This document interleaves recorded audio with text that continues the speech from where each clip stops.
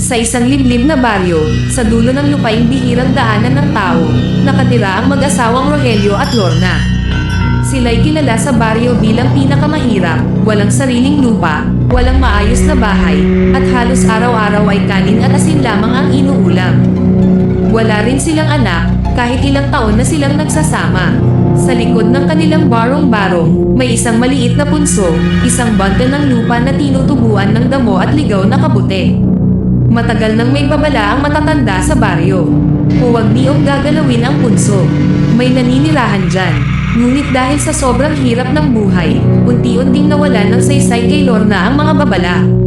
Isang gabi, matapos silang paalisan ng may-ari ng lupang tinatayuan ng kanilang bahay, tuluyan ng gumuho ang pag-asa ni Lorna. Umiyak siya sa tabi ng punso, galit sa mundo, galit sa Diyos. Kung may nakatira man dyan, bulong niya, tulungan mo ako.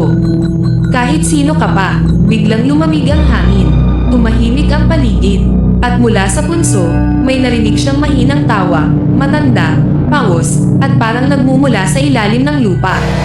Unti-unting bumoka ang punso, lumabas ang isang maliit na nilalang, kulubot ang balat, mapupula ang mga mata, mahahaba ang kuko, at may ngiting hindi maipaliwanag kung masaya o mapanganib. Narinig ko ang hinaing mo, sabi ng nilalang. Ako ang nuno sa punso.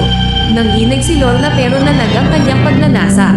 Gusto ko ng pera, bahay, lupa, kotse, negosyo. Lahat, ayoko nang maghirap. Tumawa ang nuno, mabagal at malalim. Lahat ng gusto mo, ibibigay ko. Ngunit may kapalit. Hindi nagtanong si Lorna kung ano ang kapalit. Tumanggo lamang siya. Kinabukasan, nagising silang mag-asawa sa isang malaking bahay. May titulo ng lupa sa kanilang pangalan. May kotse sa garahe. May negosyo silang biglang sumikat. Ang perang dati hindi nila mahawakan, ngayon umaapaw. Sa loob ng ilang buwan, naging usap-usapan sila sa baryo. Ngunit kasabay ng pagyaman nila, may mga kakaibang bagay na nangyayari. Tuwing hating gabi, may naririnig si Rogelio na pagkalmot sa sahig. Sa banyo, may bakas ng putik na may maliit na yaba. At sa salamin, minsan ay may nakikitang mapupulang mata sa likod nila. Isang gabi, bumalik ang nuno. Panahon na, sabi nito. Panahon na ng alin? Tanong ni Rogelio, nanginginig. Ngumiti ang nuno. Hindi ba't sinabi kong may kapalit? Doon lang nila nalaman ang katotohanan. Ang bawat hiling ay may katumbas na buhay. Hindi nila ito nangalayan dahil wala silang anak, ngunit ang kapalit ay unti-unting kinukuha ang kanilang sarili. Mula noon, nagsimulang manghina si Lorna. Nalalagas ang kanyang buhok, nangitim ang kanyang balat, parang unti-unti siyang nabubulok habang buhay. Si Rogelio na may nagigising gabi-gabi na may boses na bumubulong sa kanyang tainga. Sa akin ka na. Isang gabi, bumigay si Lorna.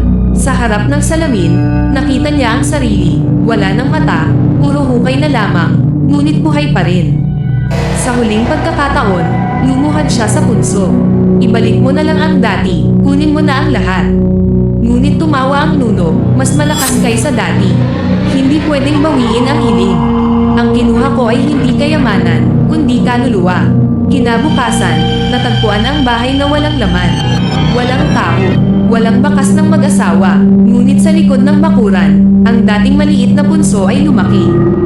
At sa tabi nito, may dalawang bagong hugis sa lupa, parang 2 taong nakaluhod.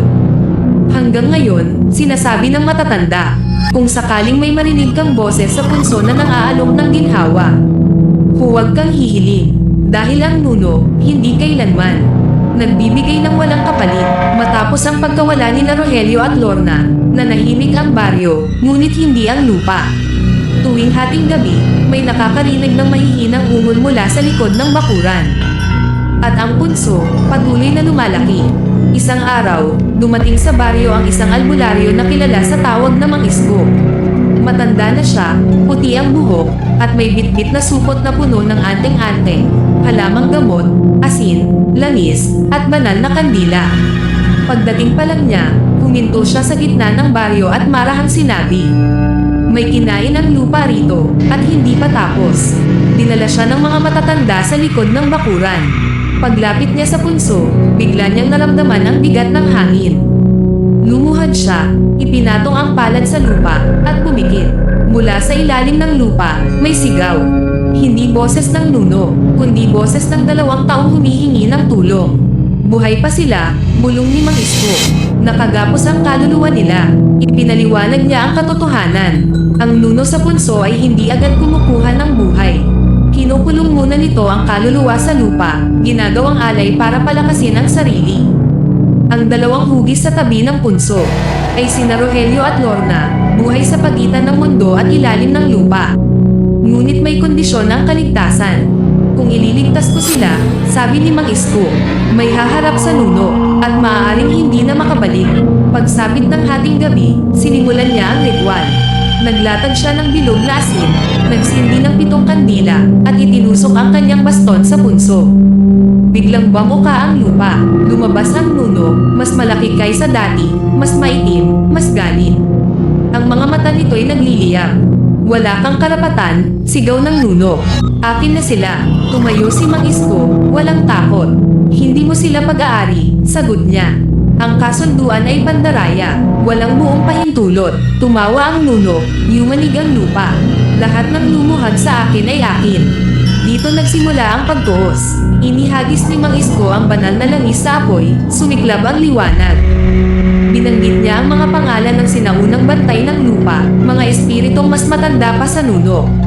Ang punso ay napita. Mula sa lupa, umangat ang 2 anino, si Rogelio at Lorna. Payat, lupaypay, ngunit buhay pa ang kaluluwa. Sumigaw ang nuno sa galit. Kung kukunin mo sila, may kapalit ka. Ngumiti si Mang Isko, pagod ngunit matatag. Alam ko, sa huling sandali, inilipat niya ang bilog ng asin. Hindi para ikulong ang nuno, kundi para itali ang sarili niya bilang kapalit. Isang malakas na sigaw ang umalangaw-ngaw. Pagmulat ng mga tao kinabukasan. Nandoon sina Rogelio at Lorna, nakahandusay sa lupa, mahina, ngunit buhay. Ang punso ay lumiit, tahimik, ngunit si Mang Isko, wala na. Sa lugar ng dating punso, may isang bagong bante ng lupa. At sa tabi nito, may bakas na paa ng matanda, nakaluhod. Hanggang ngayon, sinasabi ng matatanda, may mga albularyong handang ayalay ang sarili para itama ang maling hiling. Ngunit tandaan, hindi lahat ng nailigtas ay dapat pang subukang iligtas. At kapag dumaan ka sa baryong iyon, kapag tahimik ang gabi, may maririnig kang mahinang bulong mula sa lupa. Hindi boses ng nuno, kundi boses ng bantay. Huwag ka nang lalapit. Pagkaraan ng mahabang paggaling, unti-unting bumalik ang lakas ni Rogelio at Lorna. Kasabay ng paggaling ng kanilang katawan ay ang pagbabago ng kanilang anyo. Gumanda si Lorna, gamwapo si Rogelio, parang hinugasan ng lupa ang lahat ng bakas ng sumpa. Ang kayamanang minsang naging sanhi ng kapahamakan ay nanatili, ngunit ngayon ay wala na ang bulong ng kasakiman. Sa halip na maging back, ibinahagi nila ang lahat. Tulong sa mga mahihirap, bahay sa mga walang tirahan, at pagkain sa mga nagugutom. Hindi na sila hinangaan dahil sa yaman, kundi dahil sa kabutihang loob. At tuwing daraan sila sa lugar ng dating punso, tahimik ang lupa, parang payag. Dahil minsan, ang kayamanang nilinis ng sakripisyo ay nagiging pagpapala lamang kapag ibinabahagi. Hindi doon nagtapos ang kanilang pagbabagong buhay. Ginamit ni Rogelio at Lorna ang kanilang yaman upang magpatayo ng mga pabahay para sa mga pamilyang matagal nang walang masilungan. Sa dating bakanteng lupain, nagtanim sila ng malalawak na palayan, hindi para angkinan, kundi para ipamahagi. Ang ani ay hindi na ibinebenta para sa luho, kundi pinaghahatian ng mga mahihirap. May pagkain na sa bawat mesa, may tahanan na sa bawat pamilya, at sa tuwing humahaplos ang hangin sa palayan, parang may mahinang paalala mula sa lupa, na ang kayamanang ginamit para sa kapwa, ay hindi na kailanman isusumpa. Dahil ang lupang minsang kumuha ng kapalit, ngayon ay nagbibigay na ng buhay. Hindi rin doon nagtapos ang kanilang pangarap. Naisipan ni Rogelio at Lorna na ang tunay na kayamanan ay kaalaman. Kahit may edad na, nag-aral muli si Rogelio. Sa tulong ng tiyaga at disiplina, nakatapos siya ng engineering. Ginamit niya ang kanyang kaalaman upang magdisenyo ng mas matitibay na bahay, maayos na irigasyon ng palayan, at ligtas na mga gusali para sa baryo. Si Lorna naman ay nag-aral ng negosyo at agham sa kagandahan. Mula sa simpleng ideya, naging CEO siya ng isang beauty products company, gumagamit ng likas na sangkap mula sa lupa, walang panlilinlang, walang kapalit na sumpa. Lumago ng lumago ang kumpanya, hindi dahil sa kasakiman, kundi dahil sa tiwala at malasakit. At hindi nila nakalimutan ang mga tao. Sa bawat komunidad na tinulungan nila, nagpatayo sila ng mga hayupan, babuyan, manukan, at bakahan, upang magkaroon ng hanap buhay at pagkain ang bawat pamilya. Hindi limos ang kanilang ibinigay, kundi pagkakataong tumayo sa sariling paa. Ang lupang minsang naging saksi sa kasakiman, ngayon ay tahanan ng kaalaman, kabuhayan, at dangal. At kung minsan, kapag tahimik ang gabi at humahaplos ang hangin sa palayan, parang may bulong mula sa lupa, hindi na babala, kundi pagpapatunay. Kapag ang yaman ay pinanday ng sakripisyo, pinagyaman ng kaalaman, at ibinahagi ng tapat, ito'y hindi na kailanman isusumpa.